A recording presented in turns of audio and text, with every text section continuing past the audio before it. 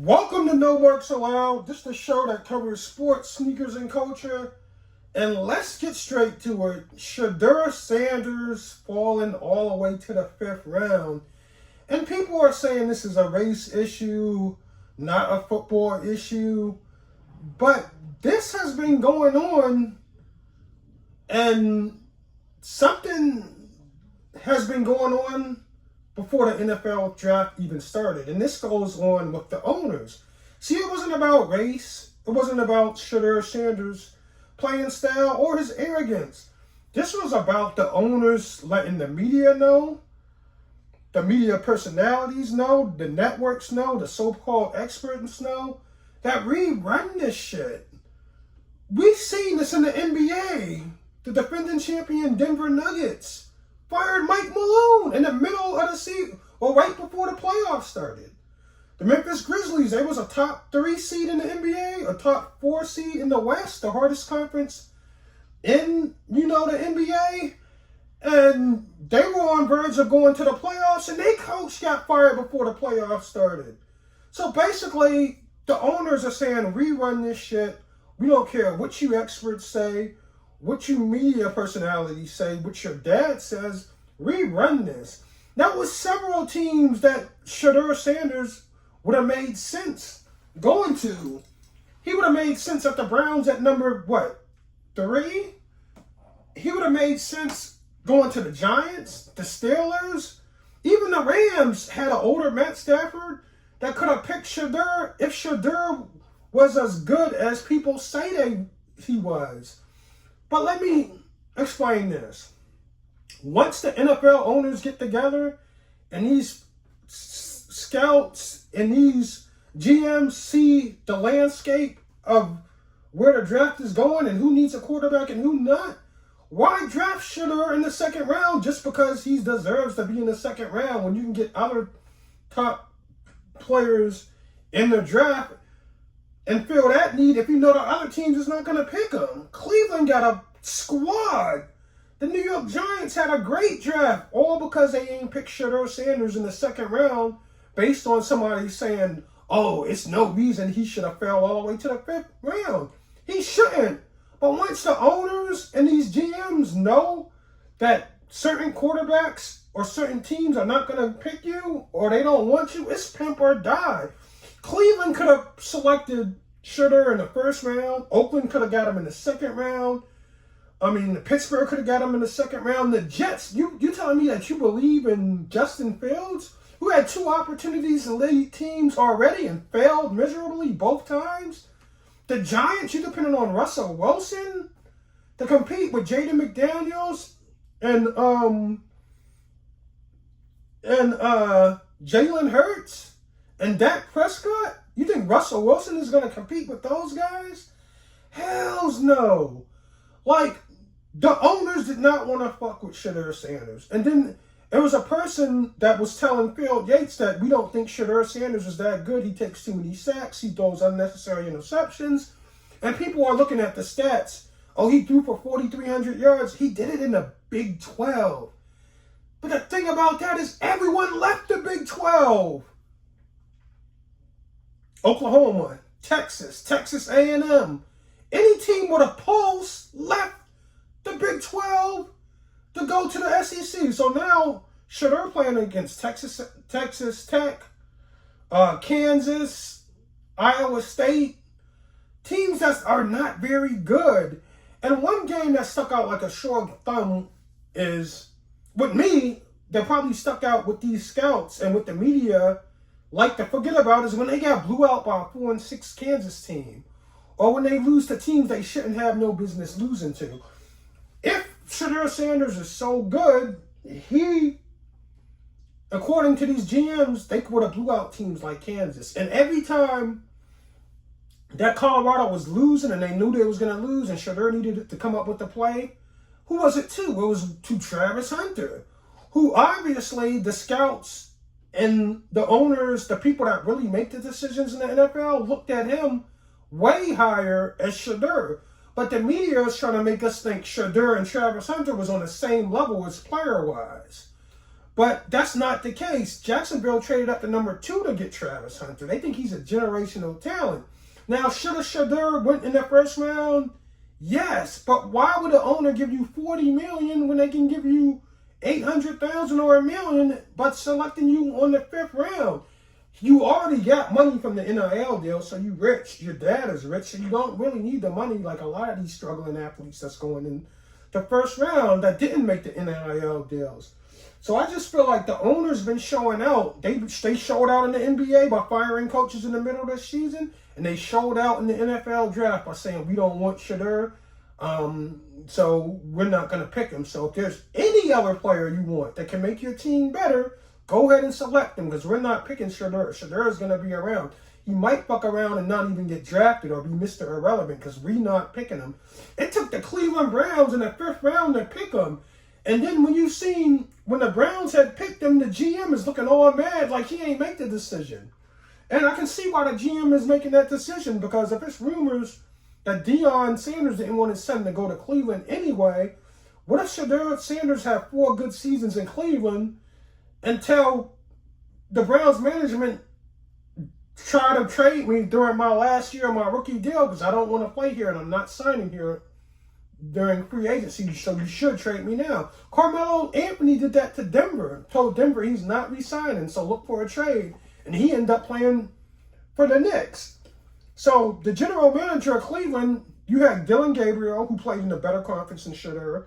You got Kenny Pickett, who's probably a backup. Joe Flacco was probably a backup. Deshaun Watson might not play because his ACL, even though Cleveland has 5 quarterbacks on that roster. They won't have 5 running quarterbacks throughout the season on that roster. But Shedeur has a chance to win that job. But the thing is, if you don't want to play for Cleveland, you don't want to play for Cleveland. You don't want to play in that city. You know what I mean? And everybody thought Shedeur would love playing in New York because it's the big market, which he would love to play for the Jets in New York. But they ain't want him. They traded up back into the first round and got Jackson Dart. So we got to understand, who are we listening to? Phil Yates, these experts on ESPN, are people that get paid money to write these checks and draft players, because even though Shedeur shouldn't have been drafted in the 5th round, we're seeing why these owners are billionaires. They smart. They had the cheat code. They knew niggas didn't need a quarterback, so they stacked their roster with talent before they picked a generational talent, possibly in Shedeur Sanders. But the thing is, the player has power too. So if Shedeur Sanders lights shit up in Cleveland for 4 years and he asks to re-up more money, he doesn't have to stay on Cleveland. He's going to have Dallas wanting to pick him up, the Rams, the Giants, any of these big markets will want to pick him up. They just want to see Shedeur prove it first. And that's how these owners are billionaires, because they just outsmarted everybody. Now people are saying it's racist. They didn't want to deal with his father. It's not all about, what you do on the field. Well, in this world, if people don't like you, they don't have to draft you. And they got the power. You could be the best at your job. If they don't like the way you carry it, they don't have to bring you into their company. But I feel like it wasn't a racial thing. It was a smart ownership thing. Once these owners knew these teams ain't want Shedeur Sanders, they stalled out and kept picking players that might not be around until it was no choice to pick Shedeur. Tom Brady, he mentored Shedeur Sanders. He's part of the ownership group in Oakland. He passed on Shedeur 4 times because you know what? Pete Carroll loves Geno Smith. And they think they could win a significant amount of games with Geno Smith and compete for a wild card spot in Oakland. So that's why they didn't get Shedeur. So like I said, it may look like Shedeur got the short end of the stick, but Shedeur will have a chance to have the balls in his court. So if Shedeur is good as he think he is, and his father think he is, and some of the media and hip-hop personalities think he is, he'll be able to win that starting job in Cleveland, start the first year, and play 4 good years in Cleveland, and get an extension with the Browns, or say, hey, Cleveland, trade me now while you can get something from me, because after this run, I'm not re-signing with you. Plain and simple. We all didn't expect this, of course, but I feel like with God, anything possible, everything possible. I don't feel like this happened for no reason. All this is of course, fuel to the fire. And under no circumstance, we all know this shouldn't have happened. But we understand we're on the bigger and better things. Tomorrow's the day. We're going to be happy regardless. Legendary.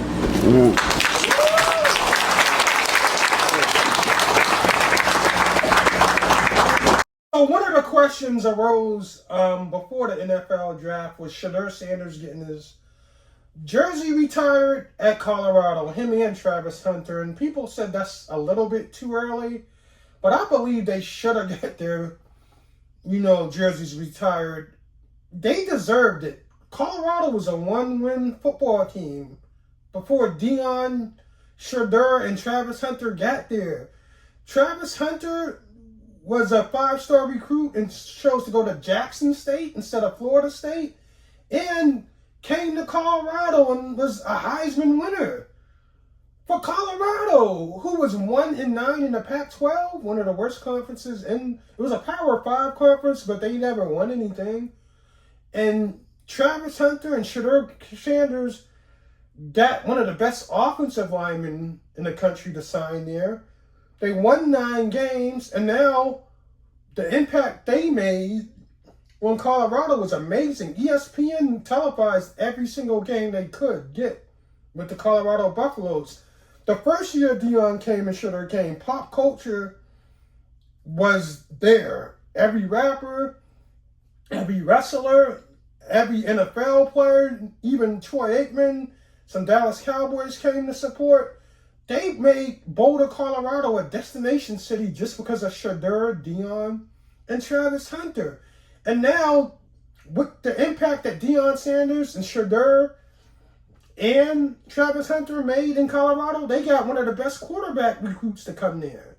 So a lot of the great quarterbacks recruits are going to come to Colorado because they play in the the Big 12, a conference that just got rid of Texas, Oklahoma, and Texas A&M.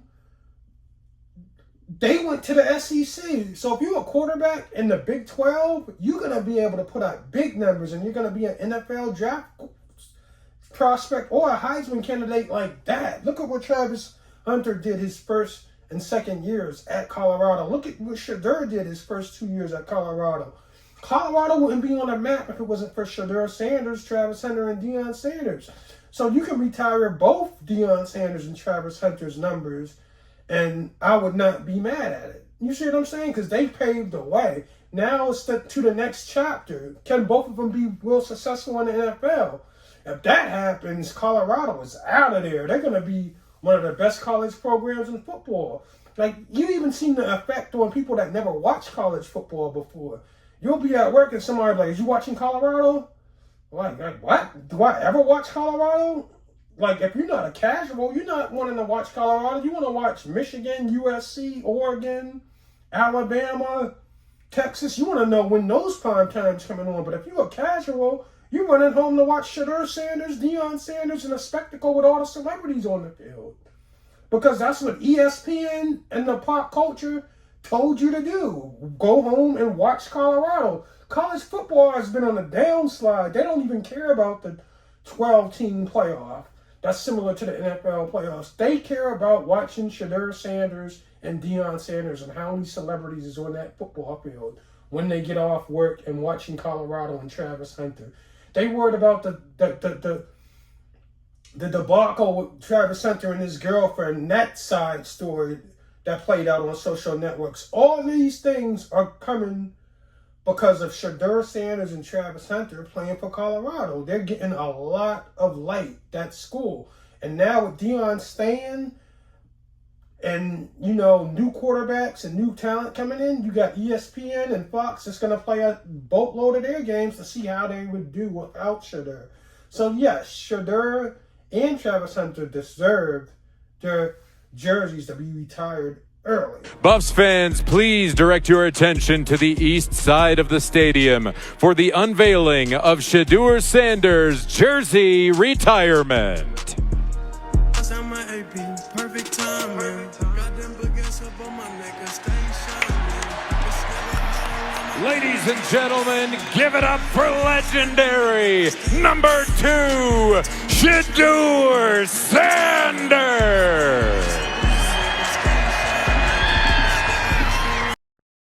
If it's time for LeBron to go was a season or a playoff series, it would be this one. And it doesn't have anything to do with his play on the court. He's been excellent. But see, LeBron has been playing the GM role.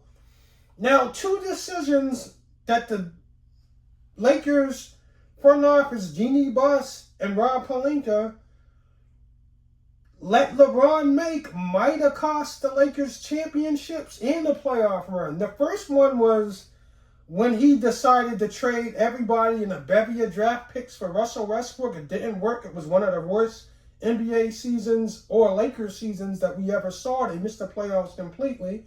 Now this season they fired Darvin Ham and hired J.J. Redick.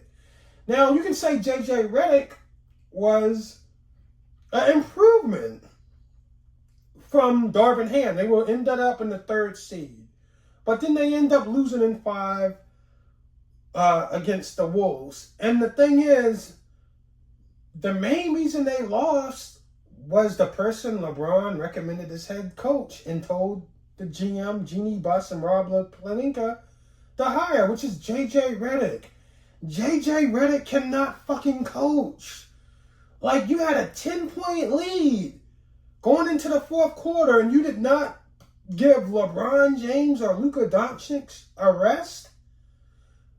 And what happened is you seen Minnesota run them down and end up winning. Now, Anthony Edwards had pedestrian games the first 2 games that the Lakers played. So you know it was only a matter of time Anthony Edwards was going to explode. And their unwillingness to have any inside game, they let Jaden McDaniels go off for like 25 points in one of the games. Then he had 16 in the other. And Jaden McDaniels, if you ever going to beat the Wolves, he has to have a 10-point or lower game. Because if he doesn't, that means Anthony Edwards is getting the ball to him for wide open threes. He's getting offensive rebounds and laying them back up. It's going to be a nightmare. So the game 3, where we could have went up 2-1, you had, or was that game 4? No, Luka was sick game 3. But game 4, we was up by 10, and J.J. Redick never gave LeBron and Luka a rest, a breather. And that cost them, because at the end of the game, they missed key layups, and they couldn't defend Anthony Edwards. Anytime, even if you didn't see the game, and you never knew that LeBron never got the rest, you just look at the box score. Anytime Anthony Edwards has 43, Julius Randle has around 25 and over, and Jaden McDaniels has 16, you're going to lose. So him not giving LeBron a breather was really pushed to the side, because J.J. Redick was able to say, well, we haven't been doing well in the 4th quarter anyway. Well, you haven't been doing good in the 4th quarter anyway because you haven't been giving your players the rest. And you don't trust nobody. You're not playing Dalton Connect. You're not playing Jackson Hayes.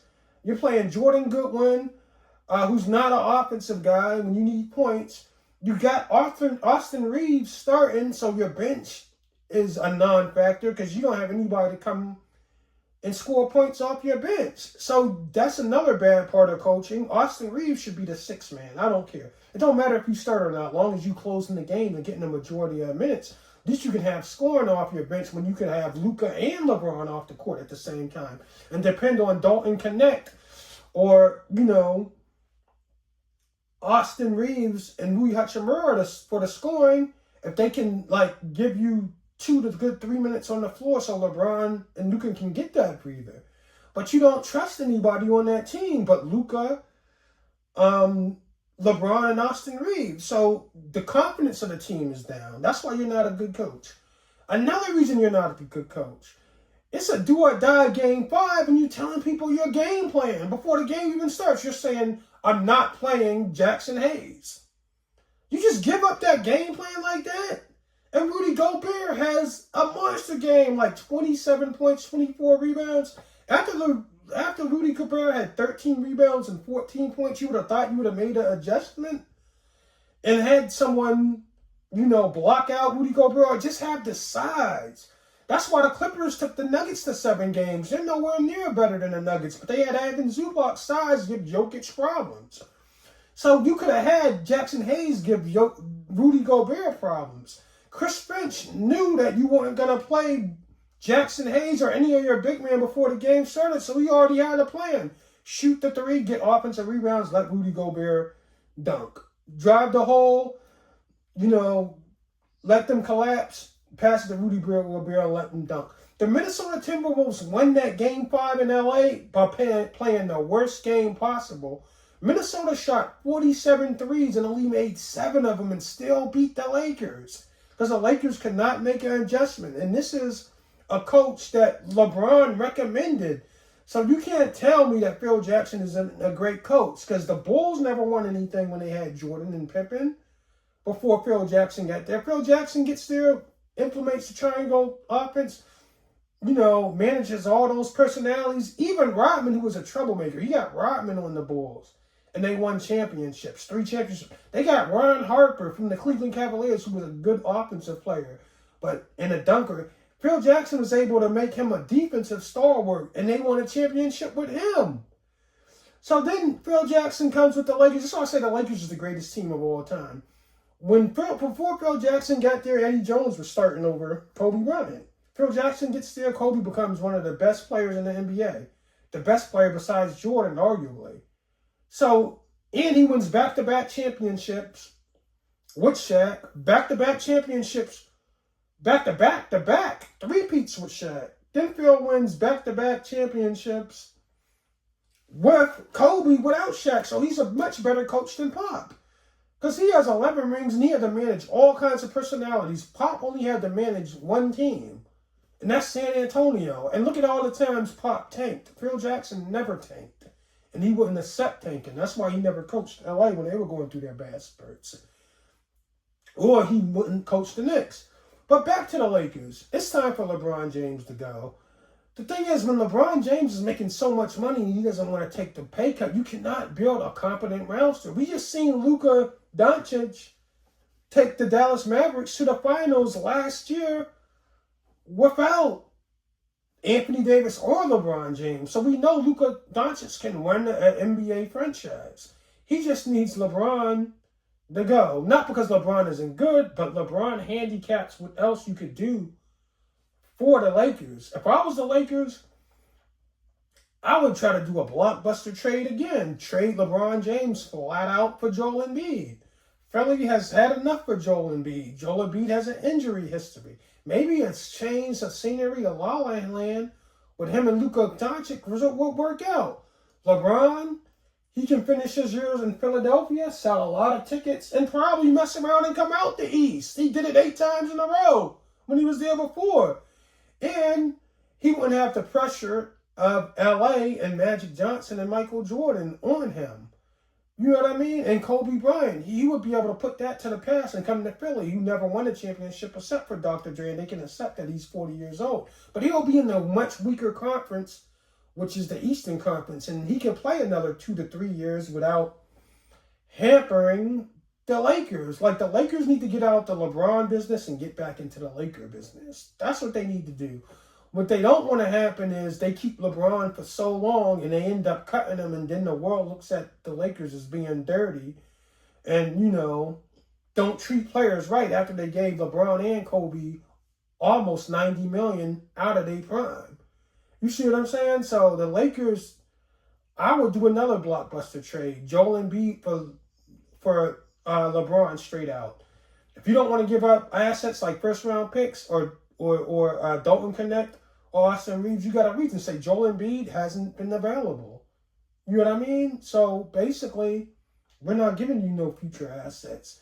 Philly, Joel Embiid is sick of Philly and Philly is sick of him. Trade him to LA. Joel Embiid can have Luka to play with. Then you can build off Luka and Joel Embiid. And hopefully Joel Embiid's injury history might go away because he might be feeling better and less stressed. But it's time for the Lakers to get out of the LeBron business and get back to the Laker business.